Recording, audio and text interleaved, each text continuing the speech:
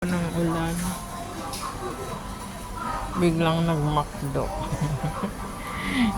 Kasi kailangan hintayin na humina yung ulan.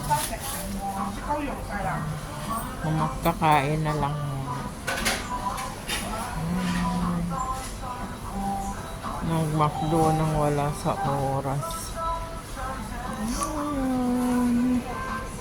Ayan.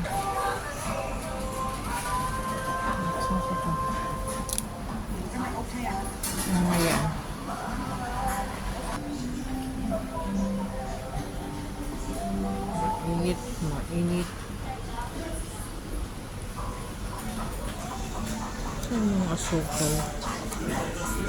Tayo dyan. Walang nilagay na asukal.